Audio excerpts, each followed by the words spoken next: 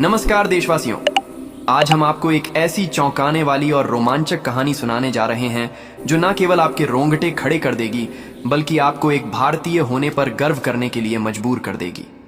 यह कहानी है एक पाकिस्तानी एएसपी मैडम राबिया खान की, एक ऐसी अफसर जिसे उसके देश ने भारत में भेजा था एक खतरनाक मिशन पर। उसका मकसद था भेष बदलकर हमारे देश से गुप्त जानकारियां चुराना।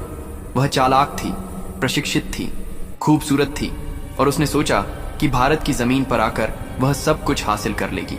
लेकिन उसे अंदाजा नहीं था कि उसका सामना एक ऐसे भारतीय सिपाही से होगा जिसकी देशभक्ति और चतुराई के आगे उसकी सारी योजनाएं ध्वस्त हो जाएंगी। उस सिपाही ने न सिर्फ उसेंगे हाथों पकड़ा बल्कि उसे महीनों तक ऐसा सबक सिखाया जिसे वह ताउम्र भूल नहीं पाई। और सबसे बड़ी बात, जो भी मैडम के साथ होता है वह चाहकर भी किसी को इस बारे में कुछ बता नहीं सकी।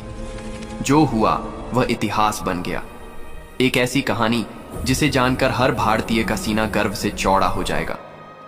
तो दोस्तों, अगर आप सच्चे देशभक्त हैं तो वीडियो को लाइक जरूर करें, वीडियो को पूरा देखें, कमेंट बॉक्स में लिखें जय हिंद, वंदे मातरम और हमारे चैनल करना ना भूलें, क्योंकि आज आप जो सुनने जा रहे हैं इस कहानी में आपको बहुत आनंद आने वाला है। तो आइए जानते हैं उस भारतीय सिपाही और पाकिस्तानी मैडम राबिया खान की असली कहानी, पहली बार पूरी ईमानदारी के साथ।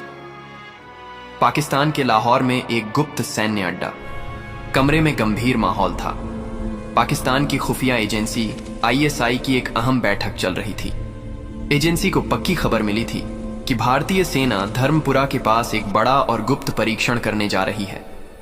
उस परीक्षण में न केवल हथियारों की अदला बदली होगी बल्कि सेना के नए कम्युनिकेशन कोड्स भी एलची किए जाएंगे। आईएसआई अधिकारी ने टेबल पर जोर से हाथ मारा और कहा, हमें यह कोड हर हाल में चाहिए। कौन जाएगा? तभी कमरे में एक जोरदार आवाज गूंजी, हुजूर मुझे भेजिए। यह थी राबिया खान, एक तेज तर्रार महिला अधिकारी। उसकी आंखों में आत्मविश्वास और जोश साफ नजर आ रहा था। मैं उनके दिल में उतर जाऊंगी और सारा डाटा लेकर लौटूंगी, राबिया ने दृढ़ता से कहा। बैठक में फैसला हुआ, राबिया को एक पंजाबी गांव की घरेलू नौकरानी के रूप में भारत भेजा जाएगा। उसका नया नाम रखा गया सिमरन। उम्र 26 साल, एक विधवा महिला जो पति की मौत के बाद काम की तलाश में दर दर भटक रही है। राबिया के लिए तैयार किए गए थे फर्जी आधार कार्ड, पैन कार्ड और वोटर आईडी। गुप्त रास्तों से सरहद पार करके वह भारत में दाखिल हो गई। उधर धर्मपुरा गांव में एक मौका उसका इंतजार कर रहा था। भारतीय सेना से रिटायर्ड सूबेदार बलदेव सिंह, जो अपनी बूढ़ी मां के साथ रहते थे, उन्हें एक घरेलू नौकरानी की जरूरत थी। उनकी पत्नी का कुछ साल पहले निधन हो चुका था। उनका एक बेटा है अभिनव, जो एक सीनियर आर्मी अफसर है और ज्यादातर समय ड्यूटी पर बाहर रहता है। यहीं से राबिया उर्फ सिमरन का मिशन शुरू हुआ। एक स्थानीय महिला के मदद से सिमरन को बलदेव सिंह के यहां नौकरानी का काम मिल गया। सिमरन को बलदेव सिंह ने रहने के लिए अपने ही घर में एक कमरा दे दिया था। सिमरन ने धीरे धीरे घर के कामों की जिम्मेदारियां संभाल ली।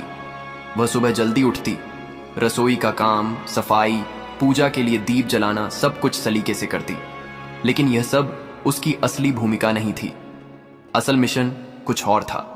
काम के बीच बीच में वह पूरे घर में गुप्त कैमरे और रिकॉर्डिंग डिवाइस लगा रही थी, फोन के पास, कंप्यूटर के पास और दरवाजे के आसपास। दरअसल दोस्तों, सूबेदार बलदेव सिंह के घर अक्सर भारतीय सेना के उच्च अधिकारी आते रहते थे।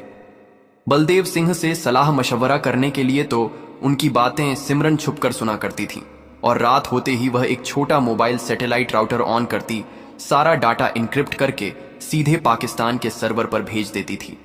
घर में किसी को जरा सी भी भनक नहीं थी।